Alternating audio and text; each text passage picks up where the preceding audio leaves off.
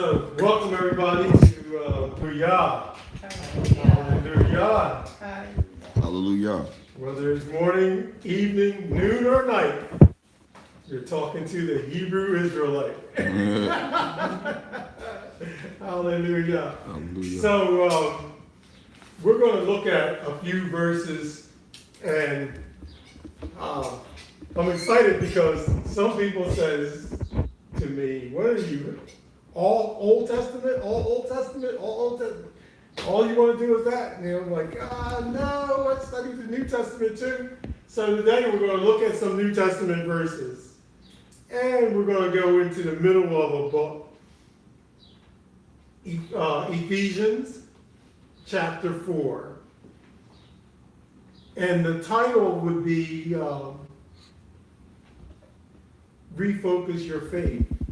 Or something along those lines, right? How to maintain a focus when everything around you is making you want to go in different directions, lose your focus.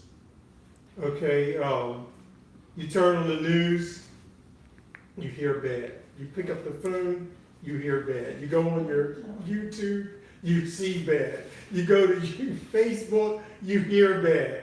And you're at the point like, really? Okay.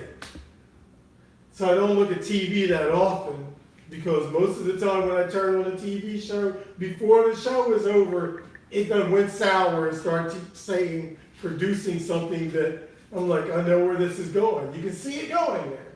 You literally can see the trend, right? You almost want to say, like Trump say, let's make America great again. Because we're going in such a bad trend, but it's not great in the way that he sees great. I guess what's been behind scenes is now in the forefront. If someone thought it, now they act it out and live it out. Right? His people, the people that are supposed to be teaching right and living right, are living foul. So you can't go sit into a church and learn to do right because everybody around you is doing wrong. Right? So you have to open up the book and say, Yah, illuminate me. Help me to see where am I going wrong. And let's do this thing like an elephant. I had a friend that I once knew, who was a teacher, used to say, how did you eat an elephant? And people were like, what are you talking about, eat an elephant? And he said, eat it one bite at a time. Well, first of all, elephants are not in our dietary structure, so we don't eat elephants. No, right. So how do you eat a cow? Right? One bite at a time. Yeah. All right, so let's read through a couple. There's a reason why we're going in this direction, because we're going to go back, if not by the end of this session, the next session, we'll be going back into Ezekiel 38 and 39, and we're going to talk about Gog and Magog, and who are these, or who is, or what is a Gog and Magog, right? And it's going to take us all the way back to Noah. And you're going to see the son of Noah, and you're going to see these people, and we've tracked them all the way up till now. And it's important because when we get to this finding out who they are, they don't disappear. They don't just evaporate. They just stay a pain in our butt. All the way to Revelations chapter 20. And these people are still in existence. You're like, by this time they should have been gone, but they're not. And so, but when we talk about it, then you get a little bit offended. So I'm like, you know what? We need to stay focused. So let's read. Let's read through Ephesians chapter 4. Let's talk about a prisoner. Someone read. I beseech you. Therefore, the prisoner of Yahuwah, beseech you. Excuse me. I, therefore, the prisoner of Yahuwah, beseech you that you walk worthy of the calling wherewith you are called, with all lowliness and meekness, with long suffering, forbearing one another in love, endeavoring to guard the unity of the Ruach in the bond of peace. There's one body and one Ruach, even as you are called in one hope of your calling. One Yahuwah, one belief, one immersion, one Yah, and Father of all, who is above all and through all and in you all. But unto every one of us is given grace according to the measure of the gift of Hamashiach. Wherefore he says, when he ascended up on high, he led captivity captive and gave gifts unto men. Now that he ascended, what is it but that he also ascended first into the lower parts of the earth? He that descended is the same also that ascended up far above all heavens, that he might fill all things. And he gave some apostles, and he gave some prophets, and he gave some evangelists, and some pastors and teachers, for the perfecting of the Kodeshim, for the work of the ministry, for the edifying of the body of Hamashiach, till we all come in the unity of the belief and of the knowledge of the Son of Elohim, unto a perfect man, unto the measure of the stature of the fullness of Hamashiach, that we henceforth be no more children, tossed to and fro, and carried about with every wind of doctrine, but by the sleight of men and cunning craftiness, whereby they lie in wait to deceive. But speaking the truth in love, may grow up into him in all things, which is the head, even Hamashiach, from whom the whole body, fitly jointed together and compacted by that which every joint supplies, according to the effectual working in the measure of every part, makes increase of the body unto the edifying of itself in love. This I say therefore, and testify in Yahuwah, that ye henceforth walk not as the other nations walk, in the vanity of their mind, having the understanding darkened, being alienated from the life of Yahuwah through the ignorance that is in them, because of the blindness of their heart, who being past feeling have given themselves over unto lasciviousness, to work all uncleanliness with greediness. But ye have not so learned Hamashiach.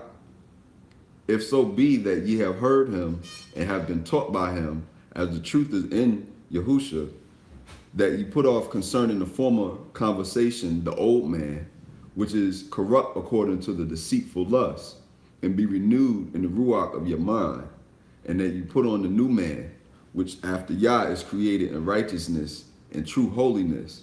Wherefore, putting away lying, speaking every man truth with his neighbor, for we are members of one another. Be ye angry and sin not. Let not the sun go down upon your wrath, neither give place to the devil. Let him that stole steal no more, but rather let him labor, working with his hands the thing which is good, that he may have to give to him that has need. Let no corrupt communication proceed out of your mouth, but that which is good to the use of edifying, that it may minister grace unto the hearers. And grieve not the Ruach HaKodesh of Yahuwah, whereby ye are sealed unto the day of redemption. Let all bitterness and wrath and anger and clamor and evil speaking be put away from you with all malice. And be ye kind to one another, tenderhearted, forgiving one another, even as Yahuwah for Hamashiach's sake has forgiven you. Hallelujah. Hallelujah. That was great restraint. I didn't interrupt. I just let you go in and read the whole thing. It was. Because any other time, I would have shut it down real quick. I said, let's look at this. But I wanted to take the whole thing, absorb the whole thing. It's like, okay, we just looked at the whole buffet. Mm-hmm. before we go back and decide what we're going to eat. Because if you're like me, you want to check out everything that's on the table before you decide what you put on your plate, right? So let's go back. Let's look at one. First of all, we know that it was Paul, right? And he said that he was a prisoner, right? We're all prisoners, captive. Hopefully we're captured by the grace of Yah, and that we trust in Him, and that He is our Lord and our Savior, right? And so he starts talking about our walk and walking worthy of our calling. What does that mean? I'll open the floor to you for a minute. What does it mean to walk worthy of your calling? Do what God has instructed you to do. Okay, do what God has instructed you to do. First, what is our calling? My What is Bible it? says vocation. A vocation, all right? Well, So what does that mean now? Okay, so we've found the word calling to be really vocation or assignment. So right now I'm working for a community center group called Vocatio, and they train kids in vocations, jobs. So everybody has like different things that they choose to do. I'm working with artists, so teaching kids how to be professional artists, but that to me, I think of vocation like you have a job and everybody has a specific thing that they're supposed to do. when you're my brother-in-law says this, and I agree with it. A lot of people are certified to do things, but they're not qualified. So when you talk about being worthy of a vocation, it's like you can't be a doctor without bedside manner. You're defeating your own purpose. Remember that the movie? What was the movie about the young guy that was pretending to be a doctor? Oh. Hidden in plain sight, or no? That's not. That was a book. That's where you put me. I know what you're talking about. I can't remember it, Right. but I know the But movie. it was a movie, and he was pretending to be a doctor, and then he had, he lost all the certificates and all that. But then he went somewhere else and became a doctor again. Yeah, because I remember listening to a podcast, and either this particular person or someone else actually got on a plane and flew the plane because he had studied to be a pilot, but he really wasn't a pilot. Flew the plane just as nice. They thought he was a pilot. This same person thought he was a doctor, was giving out drugs to people, but he wasn't really qualified. It wasn't really his position. He was faking the funk, right? Which is what a lot of we see a lot of this in Christianity, where people are professing one thing, but they're not walking worthy of their calling. Okay, walking worthy of the calling. How about the preachers that are having sex with little boys? Right. Right? What about the there's a lot of them. We can pick and choose, right? So when I was in high school, I went to a vocational school. I went to a vocational technical school. And so I learned the art of printing, or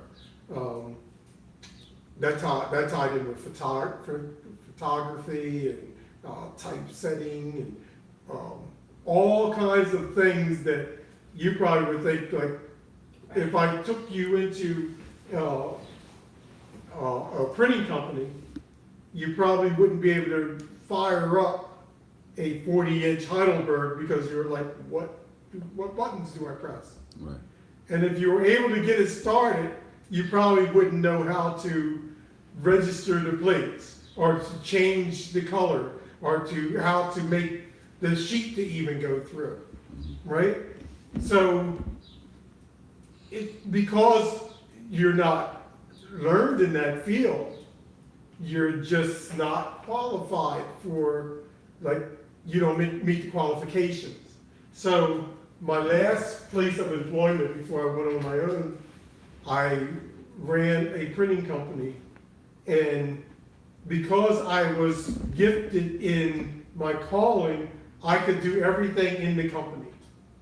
From bringing in the orders, producing the whatever necessary to make plates, to print the job, to cut the job, to fold the job, to put it together, to get it ready for shipping, and sometimes even ship the job.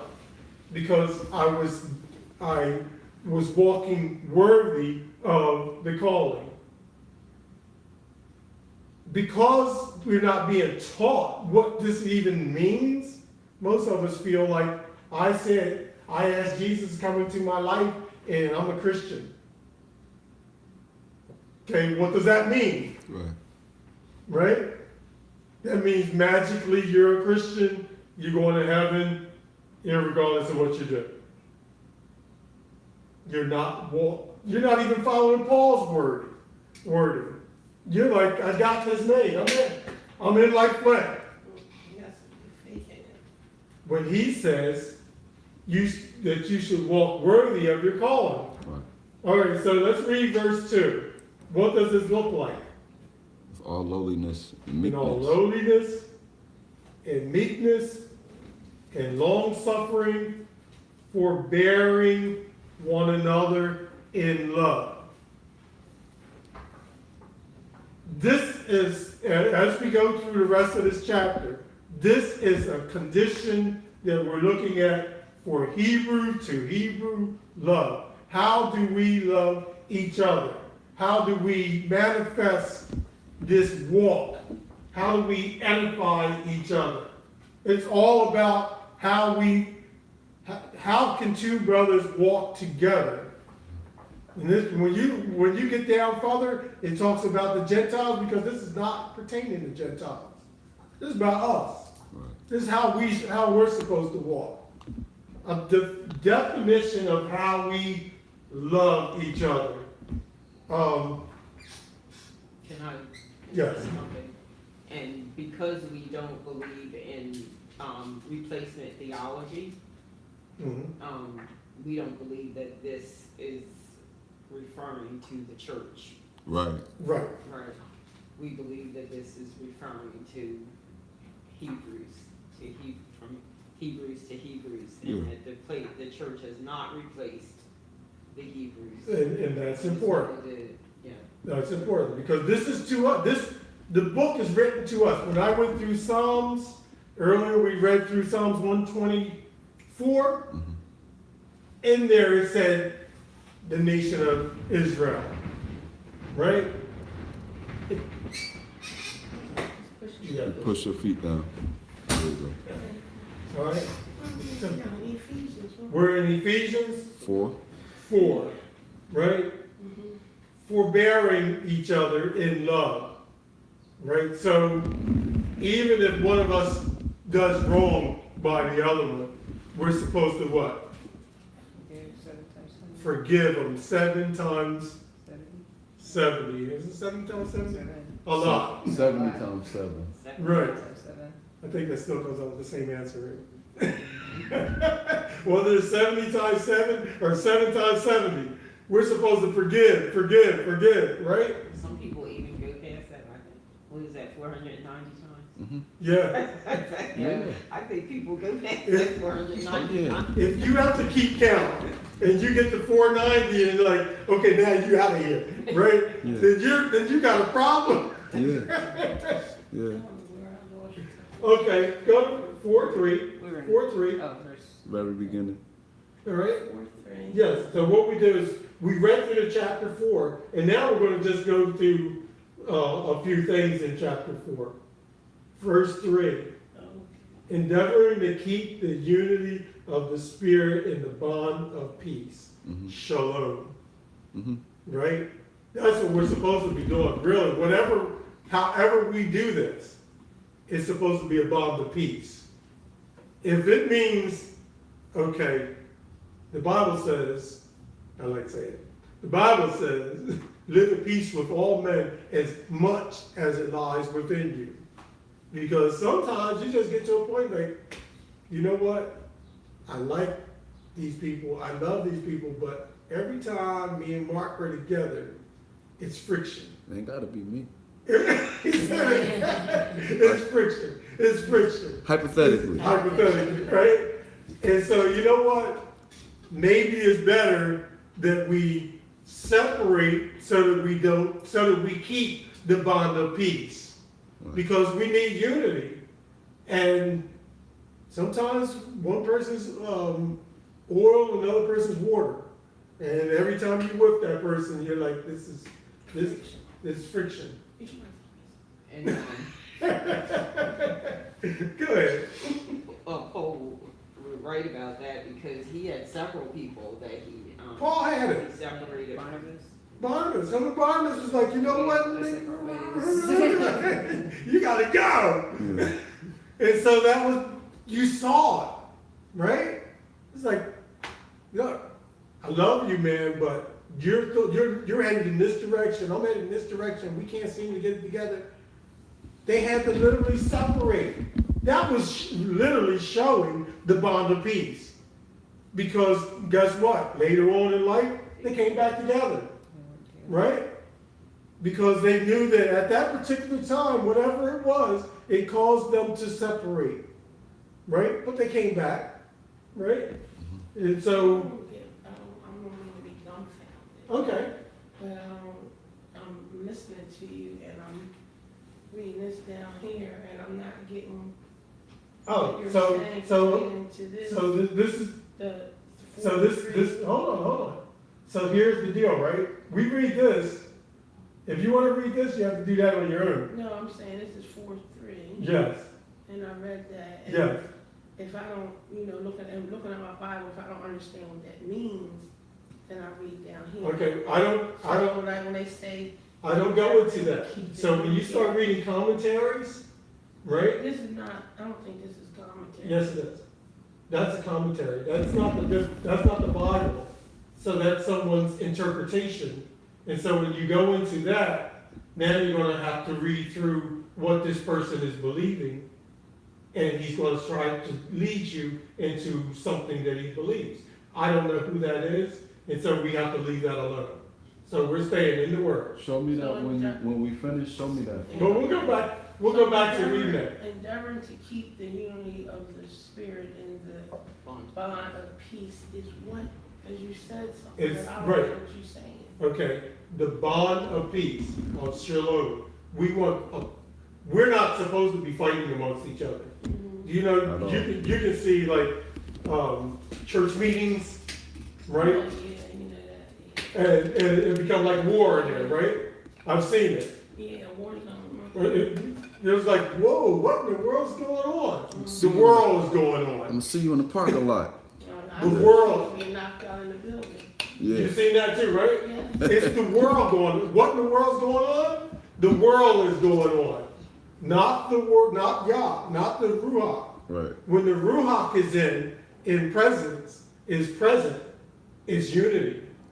Whenever there's destruction and devastation and all that, wait till I get in there. I was literally in church at a business meeting, and That's the worst kind. they did a vote, and half the church wanted to go one way, and the other half the church wanted to go another way. And they were like, okay, let's table it, and let's basically go home and argue and fight over it, and come back next week and vote again. Pretty much, they may as well have said that, because it was and if anyone was with me at this time, they'll know what I'm talking about. It was a 77 split. 77 people went, let's keep them. 77 people said, let's fire her. And it was like an even split. They're like, okay, we're going to go back and how about we bring in the people from the nursing home? How about if I bring in some absentee ballots? I literally sat there and watched and thought, this can't be of God. Something's not right.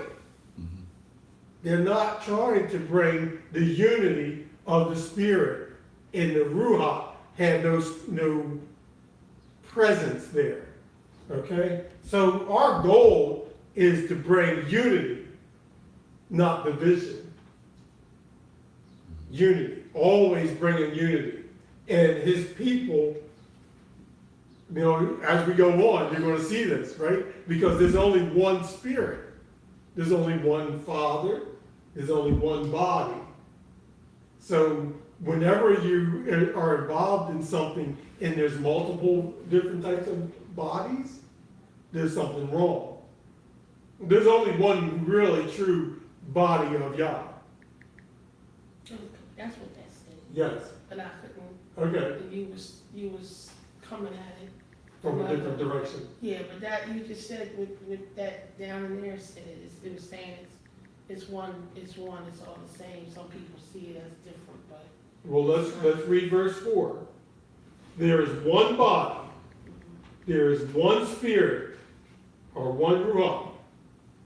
Even as you are called, and there's only one hope of your calling. There's only one way. I shared this with the person at the museum. I said, there's one people that were pulled out from all the nations. And those people were pulled out to be a light for the rest of the world. You can't accept God and reject his people.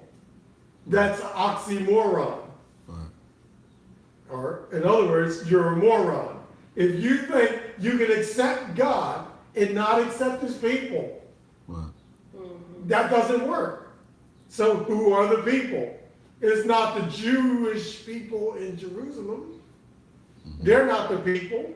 So then you have to start questioning, well, who are the people?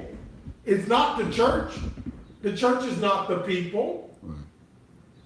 Now you have replaced his people with an entity which is separate from everything else. And that doesn't jive with the book. Right? That's what Robin was just calling replacement theology. Yeah. I'm going to replace this with that. No, it doesn't work that way. There's only one body, one Ruach, one Spirit. Okay, so if you go to the Pentecostal church and you think that you got the Spirit because you speak in tongues, and you think that the Baptists don't have the Spirit because they don't speak in tongues, but the Baptists think they got the Spirit, but the Methodists don't, because the Methodists, they think they got the Spirit because they're following the methodology, or the Catholics think they got the Spirit. There's only one Spirit. So let me tell you this. Somebody learn. Somebody learn. If they think, I go to the Pentecostal church, we shouting, we doing our hula, and I got the Spirit because I felt good.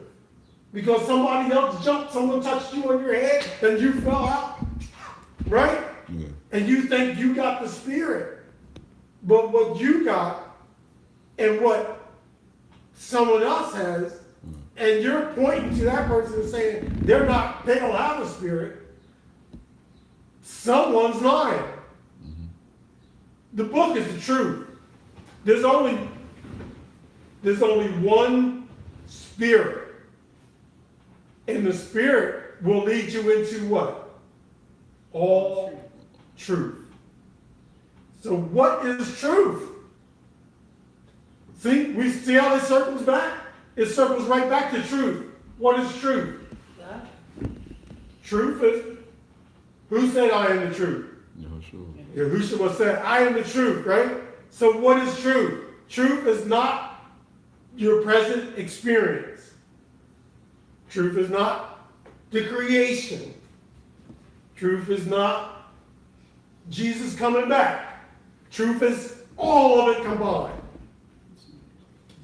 It's all of it. John 1. In the beginning was the Word, and the Word was God, the Word was with him. The Word again. John 1. We're going to go there, right? John 1 through 14. But in a minute. But what is truth? Begin. And if you take truth, if you take the first, is it the first word, first letter from truth, and it creates what? Aleph, Death. First two letters. First two letters? Aleph and Mem. Aleph, Mem. If you remove Aleph, matter of fact, you printed this for me. It's right over Yeah. there. If you remove Aleph from the Mem, which is the middle of the alphabet, and the Tav, you have death. You have death. Yeah. So you can't have, most of you talking to the not the 12 tribes, but the ones that are looking in, that are not part of the 12 tribes, most of you are walking in death and thinking you're walking in life. That's scary. To find yourself in a portion of truth and thinking you're in truth. Because once you've alleviated one part of truth, you're now not walking in truth anymore. So the truth of the matter is, you can't say you love him and not keep his commandments. And it's almost like we go back this every week. Right? So It's verse 15. Verse 15 gives you a definition of truth in here. It's Ephesians 4:15. It said, but speaking the truth, which is a capital T, in love, may grow up into him, into the truth, in all things, which is the head, even Hamashiach. That's right. you grow up to be grows up to be him. Now growing up. So we jumped ahead to 15, right? Speaking the truth in love. Okay, so speaking the truth in love is painful. Yeah. It's painful to speak the truth in love because somebody's feelings may be hurt. Usually. Most of the time it's the truth, right? Yeah. Well, that's the word. So you're speaking the word in love. We should be giving them the word in love. In love. And so that's going to grow you up. If I keep saying, you look good, don't even worry about it, you look good. I'm going to use Mark again. Okay. Mark growing hair in his head. You look good, Mark, you look good. Got a big old bald spot in the back of his head, and he can't see it because he's looking from the front. And he's like, oh, I do look good. That's whoever's done Stevie Wonder. This is true though. Yeah. But Yechezk'el said, I look good. Right. Right? And so he believing that he looking good because what he see in the mirror, he see good. He don't see the big old bald spot in the back of his head. Right? And so someone else would look at him and say, yo, man, I know you, like somebody speaking to you in love will come to you and say, yo, man, let me talk to you for a second. Right. You got to do something with your hair, man. You got this big bald spot in the back of your head. Right. You're like, what? Nobody told. I knew it felt kind of thin back there, but I didn't know it was that noticeable. How come Yechezk'el didn't say that? He's saying it looked good. Right. Right? But you got to speak the truth in love. So that person pulling you aside is doing the act of love. What was I doing? Right. I was deceiving you. Absolutely. A lot of us would rather be deceived. People don't want to believe that though. Like people, oh, you look good today, girl. You look nice. And the whole time they're saying that to you, in the world, she got that one for. Right. Saying as soon as you walk away. Why didn't Why she look in the mirror? Yeah. We were talking about it too. People who also said, I look when the person comes to them and tries to give them the truth, but then they say, They better not talk to that person. so-and-so said that I look nice. Oh, well, you just jealous, so I don't want to talk to you. So now Yep. truth gets thrown over to the side, and they go on with that lie. And who's the bad guy? And the person that told the truth. Truth is. Hallelujah. The truth bearer. Yeah. Right? And when it says in verse 15, grow up into him. You're growing. We are growing. Right. We're all supposed to be growing up to him. Because why? Because he was perfect. He was the perfecter. He was the one that we should be aiming to. Right? When we take the camera and we focus in and we see, oh, that's the shot right there. Right? That's where we're supposed to be aiming. Right. Our aim is not to each other. Because if you're looking at me for perfection, sorry, dude, you're picking the wrong person. You're going to find a whole lot of errors in the way I walk, in the way I talk, right? But Yah is telling you to grow up. Now, he will use me, right? But I walk away from the pulpit, because someone would say, right? I may say something, and you'd be like, man, I don't know, where'd you get that from? That's like, when I get done speaking, I try to shut up, because sometimes flesh jumps in, right? And I can start wanting to share what I feel. And I'd rather not share what I feel, because sometimes it's not always readily the right thing to be said. Because I'm not the perfect person, right? So what does he do? Verse 5, we're going to jump back to 5. There's one Master master. or Adonai. Mm-hmm. Is that what you're saying? One faith. It says Yahweh. Oh, One Yahweh. Yahweh. Okay. One faith and one God. So, One faith. one immersion. Right. So, It says one Lord, one faith, one baptism. mhm. And then 6, one God and Father of all, who is above all and through all and in you all. And the one worthy of praise, right? We're supposed to be always praising Yahweh, always praising Yahweh. You can use abbreviate it and praise Yah. And if you abbreviate it and praise Yah, you're praising Yahweh and Yahshua. You're praising the Father and the Son, right?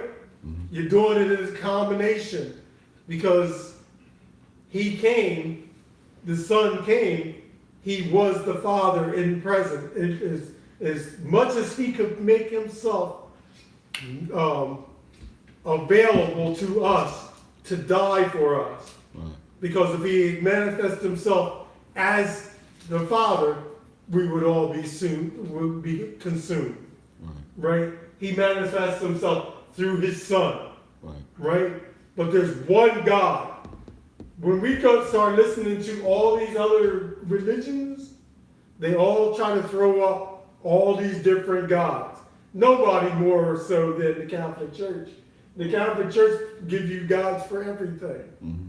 What do you say gods? When you start putting up trophies or statues, you're putting up little gods. Saint so-and-so. Right? And you're starting to worship these particular pieces of clay that you put together, which is no different than the Exodus account when they made the big calf. Mm-hmm. Right? No different. So you just changed it and put it and put a halo behind someone's head. Okay? So let's go back. Let's go to verse 12. Ephesians 11. Verse 11. And he himself gave some to be apostles, some prophets, some evangelists, and some pastors and teachers. Okay? Now you would say he as Yah. Yes. And Yah himself gave some to be apostles, some prophets, some evangelists, and some pastors and teachers. So, some of us don't want structure. And this is structure. That Yah didn't just leave us here and say, just go about and do things your way. He's given some to be elders, some pastors, some teachers, some evangelists. And what does Yah's people, what has, and it still occurs, to the ones that are placed in this position, what does God's people usually do with them? Persecute them. They persecute them. To the point of death. They kill them. So when you start telling truth, start speaking truth, we don't even have to worry about or be concerned about the heathens, the Gentiles, because we're going to get shot by friendly fire. What's so friendly about someone on your side shooting you? That's not friendly fire, but that's what they call it, right? We are so quick to shoot down someone that strives to teach truth.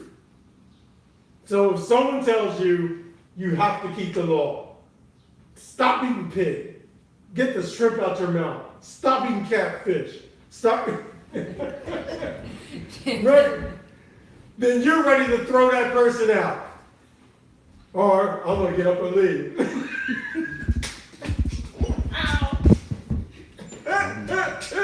I had some truth to go. I didn't know. That's all right. That's It's a okay. process. It's a process, right?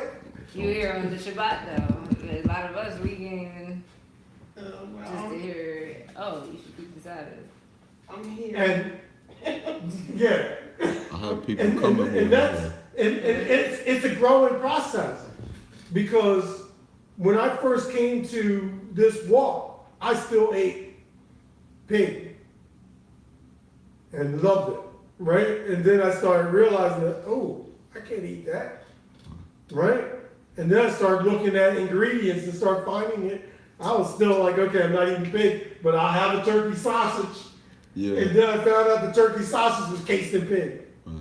I'm like, Yes, oh, yeah, the people don't know that. Yeah. They don't eat pig. That's why, like, when we have a cousin who doesn't eat pork, and what I have to do with him with the barbecue is take the wrapping off, because you can take that wrapping Okay. off. So you take the wrapping off. That's Alex. He don't eat pork. So when he eats turkey sausage, if you barbecue a turkey sausage for him, he says, please take the wrapping off. well, see, I'm a little bit different But than that's that. still Because I'm not even, I don't want it, we're not supposed to, touch it. You Yeah. might not be eating it for other Yeah, Right. for the purposes. yeah. Well, he don't- Leviticus 11, am I right about it? Leviticus 11 talks about the what to eat and what not to eat. Leviticus. Please read it. Please, because when you read it, you're going to be like, oh, he says it's not good for you. And the carcass is not even supposed to be touched. Don't even touch the dead thing. Don't touch it, don't bring it in your house. And don't bring it in your, did you hear what he just said? What he said? What did you say? What? Don't touch it and don't bring it in your home. Don't bring it, and didn't I tell you that I today? almost didn't get a ride here because Leo wanted to tell Born that I had shrimp.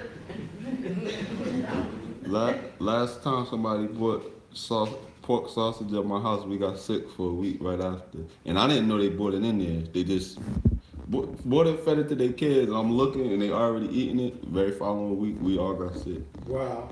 And And they didn't even eat it. Maybe the kid was already sick. well, we hadn't been getting sick because we stopped eating it, and nobody been sick the whole time until they brought it in here. Y'all know better than me. I'm just speculating. Yeah. So when we see structure, a lot of us get nervous.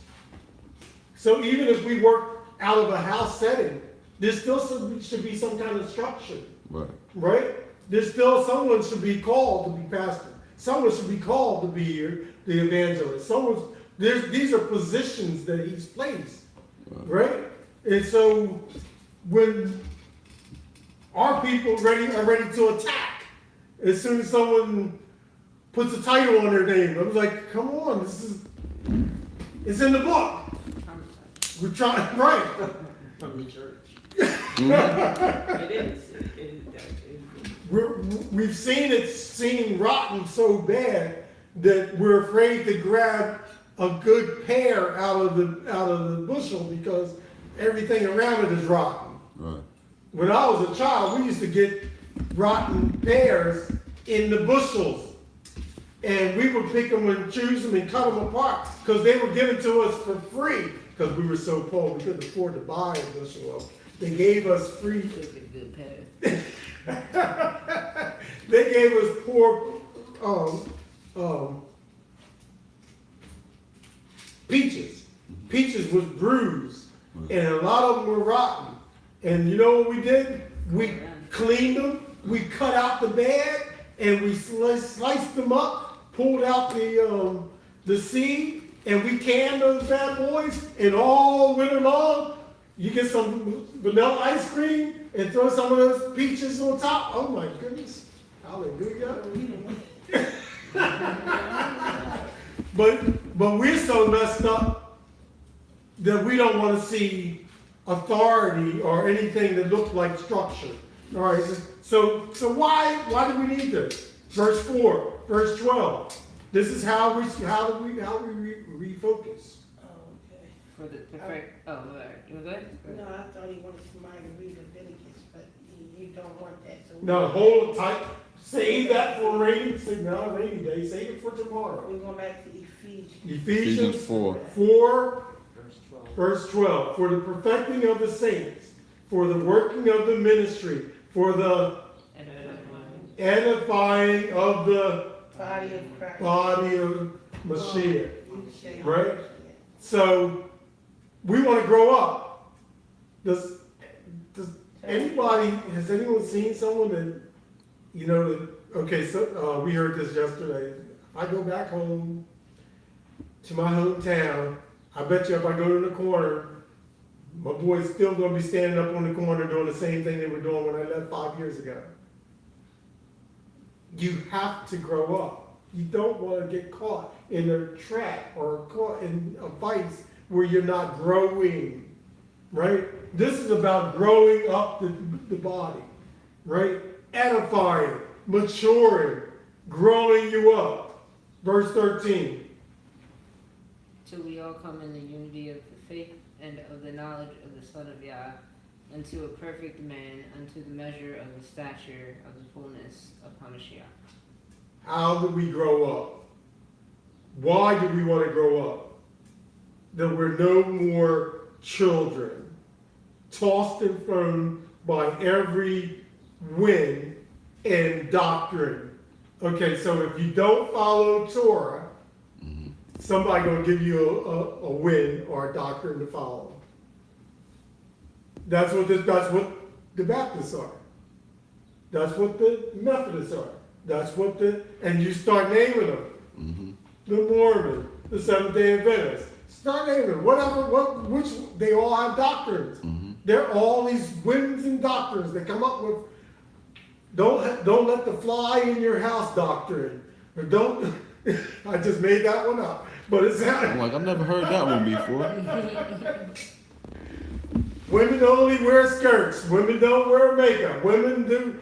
Women are abused, right? Red carpet, blue carpet. Right. Yeah. We were talking about this yesterday. Women wear bras. Women wear bras doctrine. Came to us from the. Mark's looking at me like that. Ron, that's what you're talking about.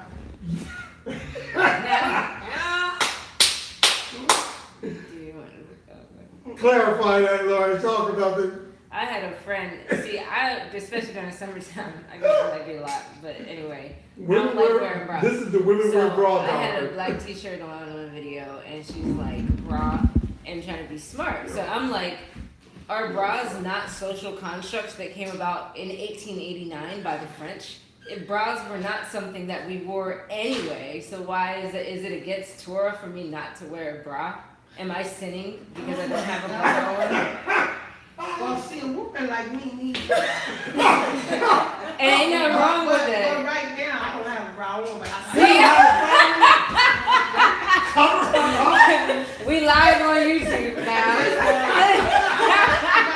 got something on. But there was always instruction structure, right? No, Like I'm some not way of talking- like holding that in, but it wasn't the form of a bra necessarily. And it's like it's not something in necessarily in Torah. So like, why are you attacking me right now? And she doesn't even keep Torah. She just find a reason to be like, you're in sin. So But Some people are, yeah, she gave me a whole biblical thing some about wearing a people bra. are jealous or envious. The Bible tells us there's gonna be people that are jealous and envious of us. So that's how I look at that. She Yeah. was jealous and envious. Wanna be like me?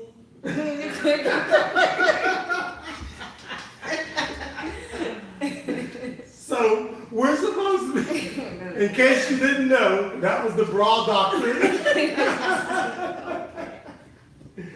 But it's crazy because the things that are supposed to be condemned, we accept in most settings. And the things that are supposed to be accepted, we condemn. Right? So you guys get upset and let me go get it. I got something else to say about that. I'm not gonna say nothing. I got the one. You guys get upset when I get done with my teaching. We will have a glass of Cabernet, okay, wine from the liquor store, right? And this is a cheaper bottle. I usually have. I got it at home. I got this good stuff stashed.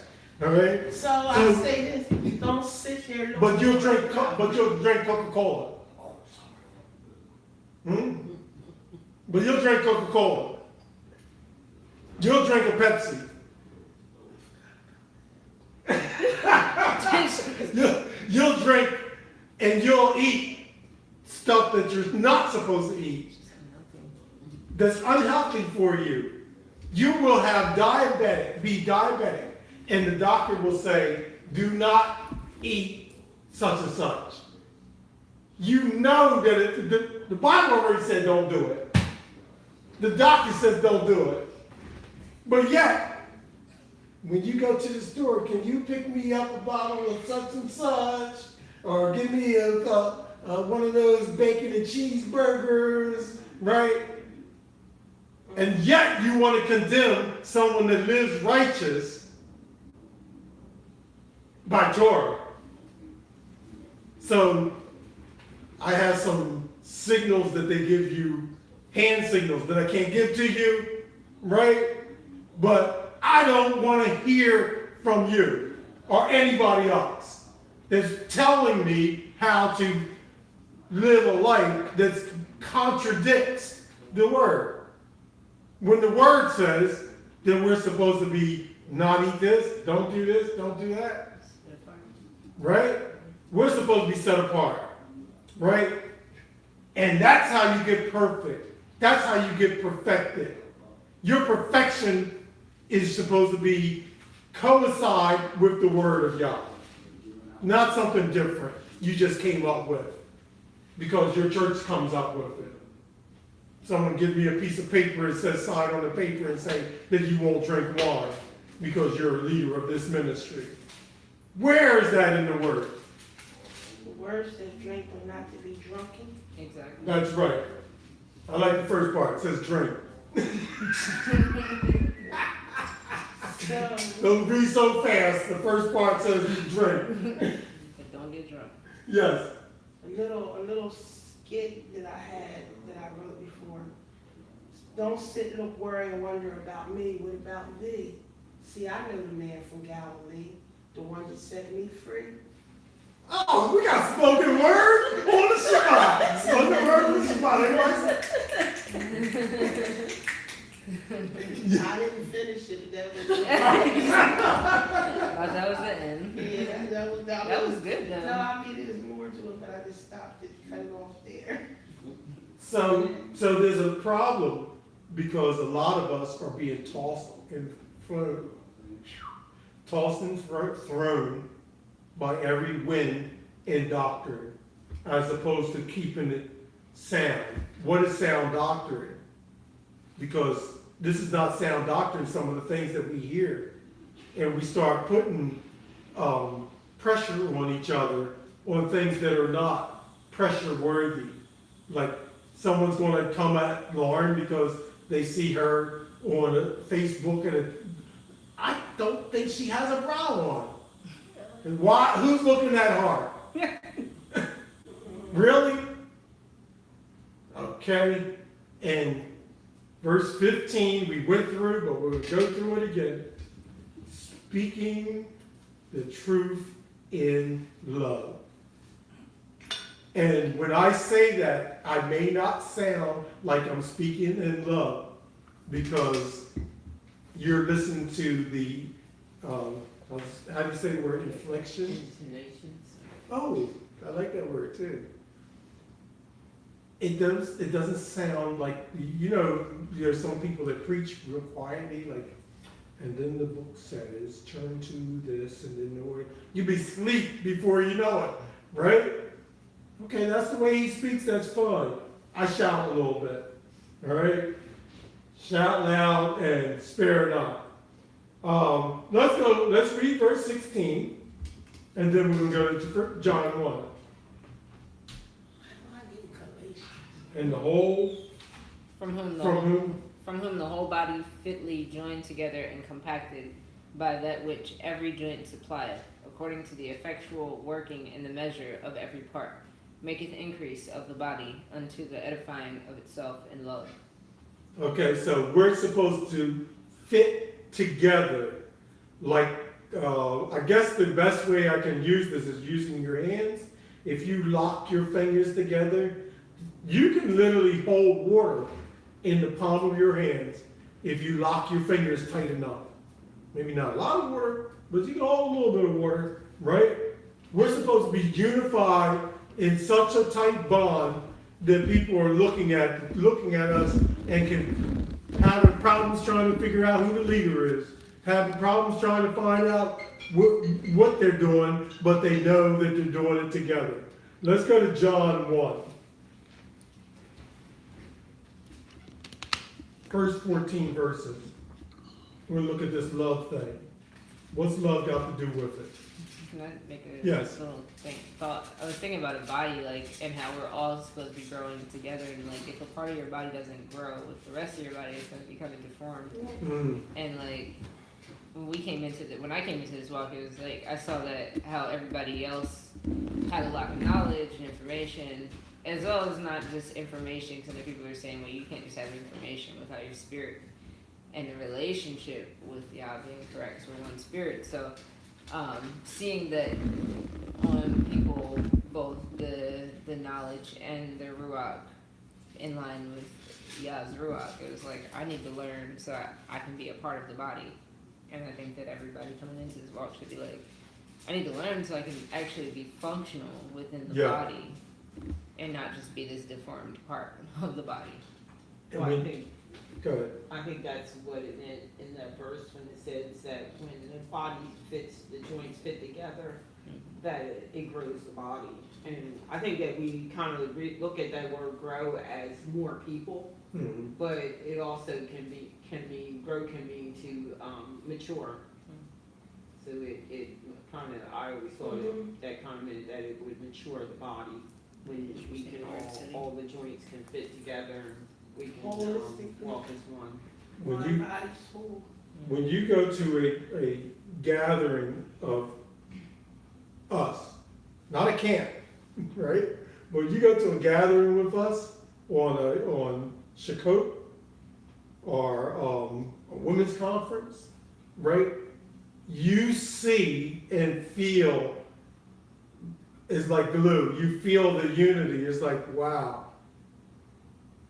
This is the way we have literally come into, remember we were in North Jersey? We went into this little room in North Jersey. We have people from California, people from South Carolina, all over the place, from Canada. We got in this little room. The person that rented the room to us was concerned because there were way more people in that room than supposed to be. The unity that we felt, the strength that we felt, was so overwhelming. The next day, the women came back together and just sang Shema Israel. And when they sang that song, it was like dropping a brick in the ocean, and it started a tidal wave, because everyone fell in love with that song. You would think that there was like 100 people in that room. How many? Maybe it was 100. About that, maybe. It felt like it was a massive choir had come together and it was like so. When you see the picture, you probably think it's more because it's in front of a mirror, so it looks like it's twice the amount of people. But the effect was so powerful. I listened to it on the way up today. When we went to California and we spent a week, I looked around at these people and I'm like, oh, we got a lot of catching up to do.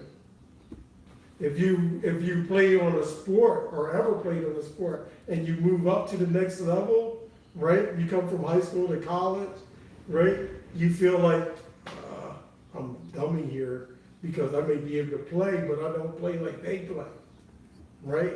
Then when you get out of college and you're ready to go pro, you go back, you go to pro, and unless you're LeBron James, you still feel like, man, I got a long curve to catch up to where you are, right? So we felt that and felt like we wanted to grow. John 1. We had John 1, or we Yes. had 1 John. John 1. John 1, okay. Mm-hmm. In the beginning. Okay, in the beginning was the Word, and the Word was with God, and the Word was God. Excuse me. He was in the beginning with God. Okay. All things were made through him, and without him nothing was made that was made. In him was life. The life was the light of men. And the light shines in the darkness, and the darkness did not comprehend it. It says, forerunner of Christ. There was a man sent from God whose name was John. This man came for a witness, to bear witness of the light, that all through him might believe. He was not that light, but was sent to bear witness of that light. That was the true light, which gives light to every man who comes into the world. He was in the world, and the world was made through him. And the world did not know him. He came to his own, and his own did not receive him. But as many as received him, to them he gave the right to become children of Yah. To those who believe in his name, who were born not of blood, nor of the will of the flesh, nor of the will of man, but of Yah. One more verse. And the Word became flesh and dealt among us, and he beheld his glory, the glory of the only begotten of the Father, full of grace and truth. Truth. You So got one more, that was it? that was it. Full of grace and truth. And Pilate says to him, what is truth? He's looking right at it. Looking right at truth. Okay? So, in the beginning was who? The word. God, Yah. Yah. Read verse 1 again. In the beginning was the Word, and the Word was with Yah, and the Word was Yah. He was in the beginning with Yah. That messes me up. I just don't, no matter how I read it, that certain things when I read it, it's all twisted up to me. Like, I don't know how else to describe it, but I can't comprehend that. So I just look at it as, okay, I'm not getting that right now, and I'll move to the next thing, you And know? and he talk about how you eat a large animal. You gotta give you a chance, give yourself an opportunity to process those parts because you're missing something. Mm-hmm. When it says in the beginning, the first book of the Bible is called Bereshit. That's the beginning. So when he talks about in the beginning, the writers knew this when they communicated to each other in the Hebraic dialect that they spoke. They understood what the translators. This is why the Bible should have always been in Hebrew. Because the translation, some things were lost in translation. Yes. And if you speak the word Genesis in Hebrew, it's the beginning.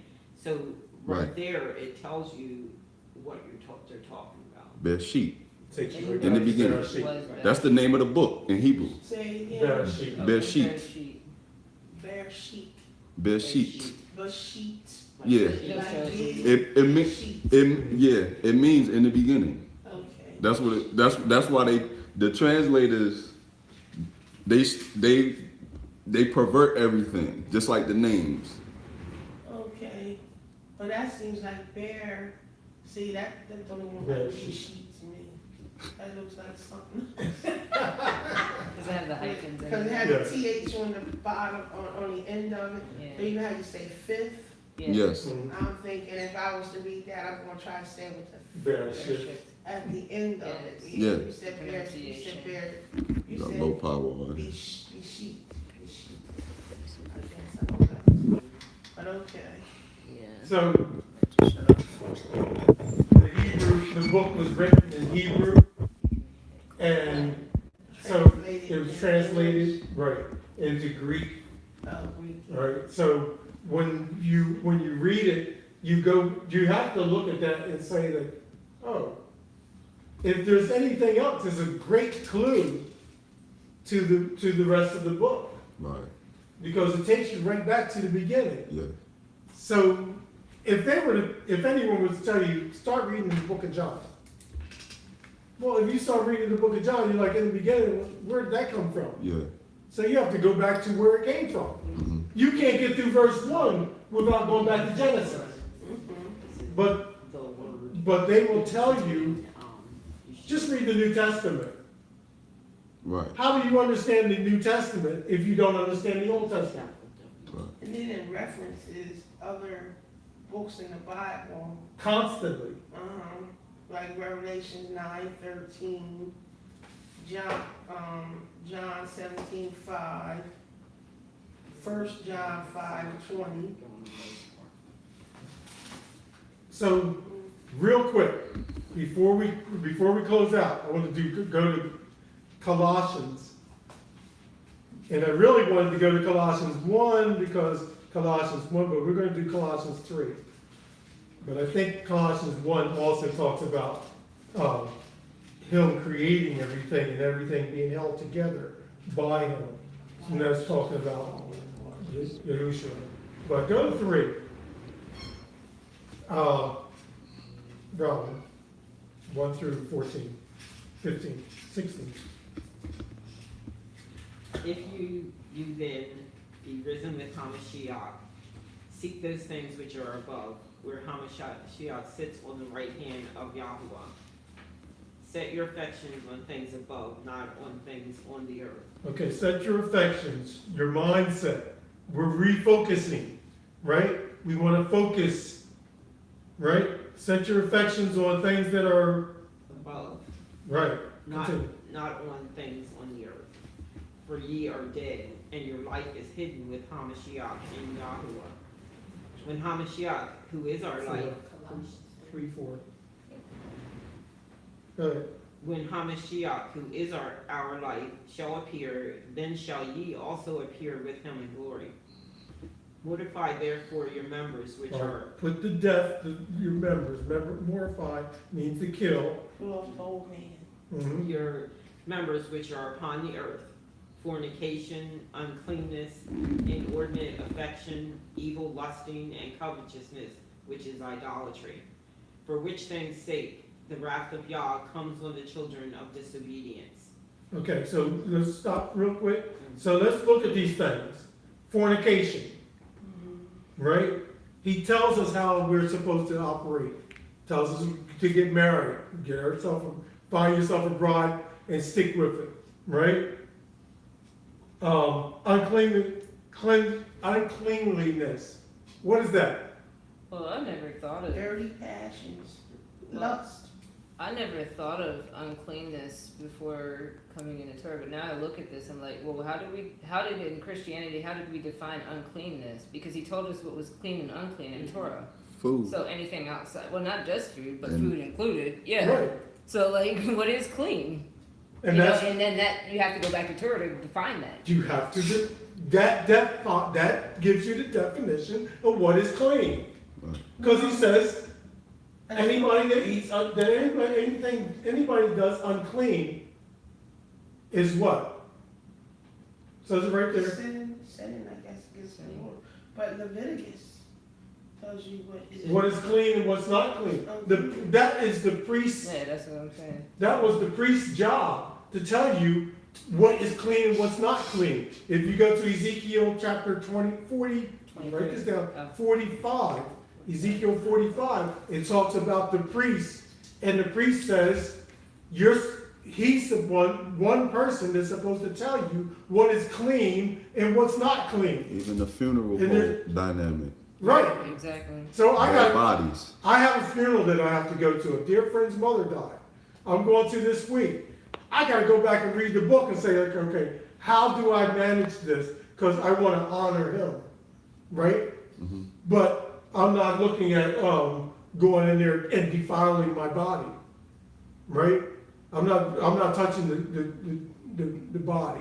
Right. We talked And about that this week. We talked about it, and then his mother died this week. So I want to honor him. He's a very close friend of mine, right?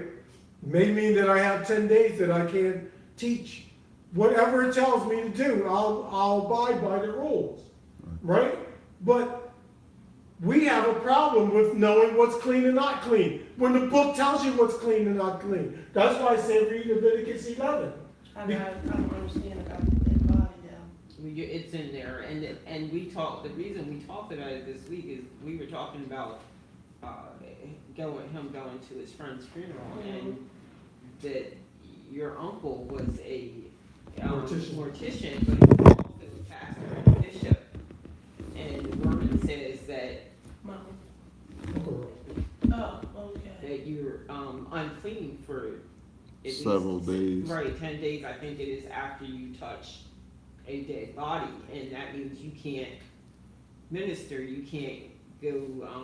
Ceremonial cleanliness. You have to be right. So, how do you reconcile those two things? Right. We've got a lot of Hebrew pastors who are used to be anyway, who also used to be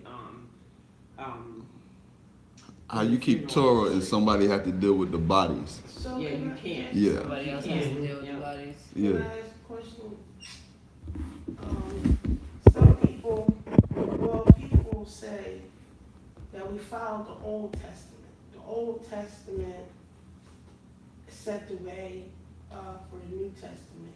But some things that we did in the Old Testament, we no longer had to do because after Jesus Christ, or Mm-hmm. how you say I understand it. How It's you a say cool. it? Yeah, sure. after Yahshua came, and then sacrificed his life for us, Yeah.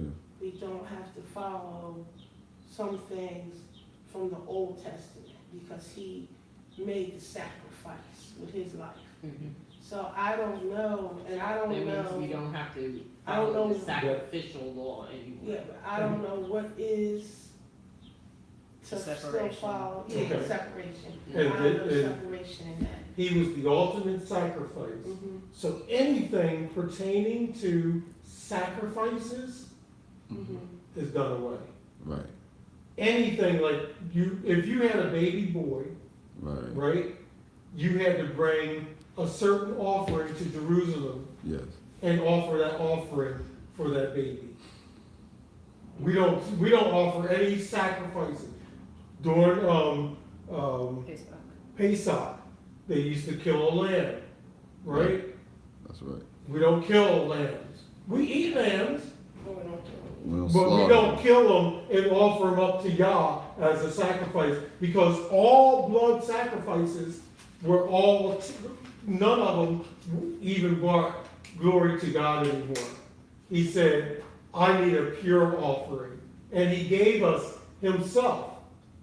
So that does not neglect what's clean and not clean, the law, because if you neglect the law, then when you look at a chapter like this, you're like, okay, so what's unclean?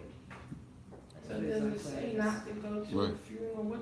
It actually gives you a Just give me guideline. a brief thing. It gives you a guideline, like, I can't touch a dead carcass, right? Like a dead person, Mhm. or certain animals that die. I'm not allowed to touch them.